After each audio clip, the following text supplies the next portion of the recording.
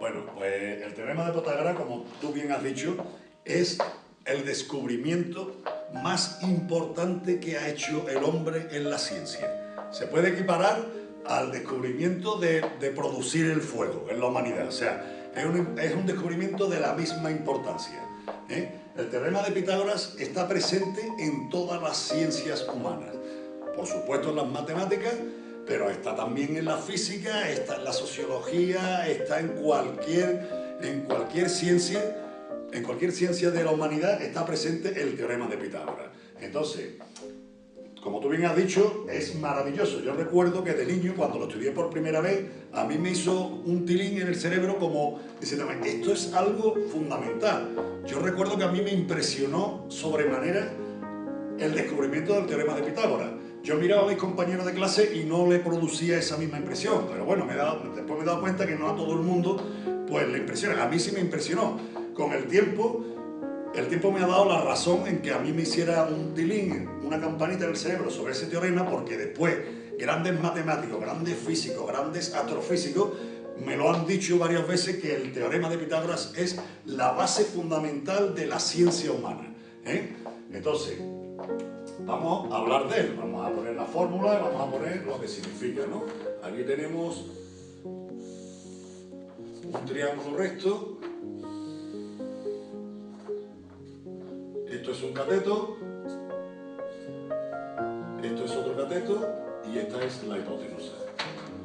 Este es un triángulo recto y ahora el teorema de Pitágoras, tan maravilloso, lo que descubre es la relación tan íntima que hay entre la hipotenusa y los dos catetos de ese triángulo recto. Entonces es una abstracción humana maravillosa. Ya os digo que es la cosa más importante que el ser humano ha descubierto en la ciencia. Esta relación directa entre la hipotenusa de un triángulo recto y sus catetos. Entonces, de tal manera que el cuadrado de la hipotenusa es igual a la suma de los cuadrados de los catetos.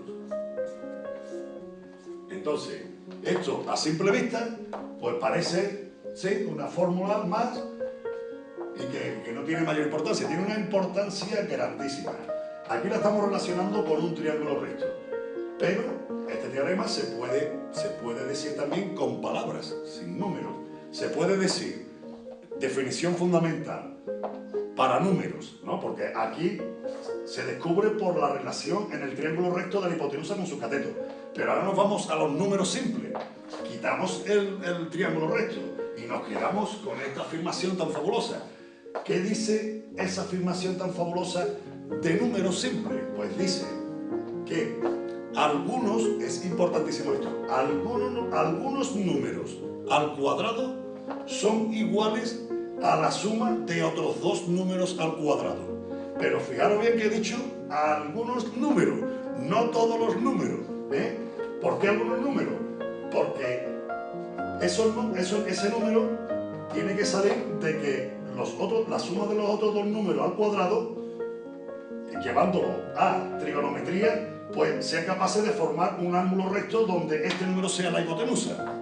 Pero estamos hablando de números nada más. Estamos hablando de que algunos números al cuadrado son igual a la suma de otros dos números al cuadrado. Pero no todos los números al cuadrado son iguales a la suma de otros dos números al cuadrado. No, son algunos nada más. ¿Qué relación tienen que tener esos dos números entre ellos? Pues que si tú lo llevas a trigonometría formen un triángulo recto, ¿sabes? Entonces, fijaros qué cosa más interesante que el teorema de Pitágoras se ha demostrado de cerca de 300 maneras distintas y todavía se siguen sacando nuevas demostraciones sobre este teorema. Una particularidad de este teorema, que es muy bonita porque aquí entra la historia, entra la mitología, ¿no? Este teorema se atribuye a Pitágoras, a un griego, pero en realidad este teorema es mucho más antiguo.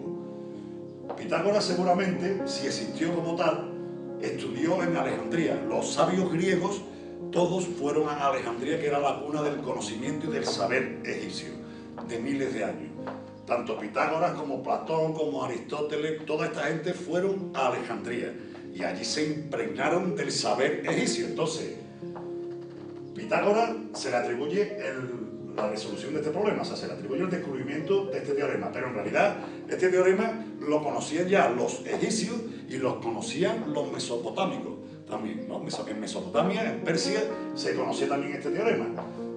Bueno, entonces hay un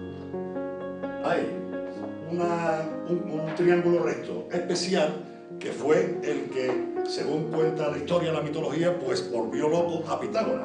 Pitágoras era un enamorado de los números y de la música. Como buen matemático era músico y como buen músico era matemático.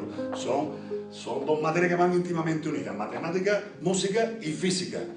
La persona que tiene la mente musical la tiene espacial y la tiene matemática, y viceversa. La persona que tiene la mente matemática la tiene espacial y la tiene musical.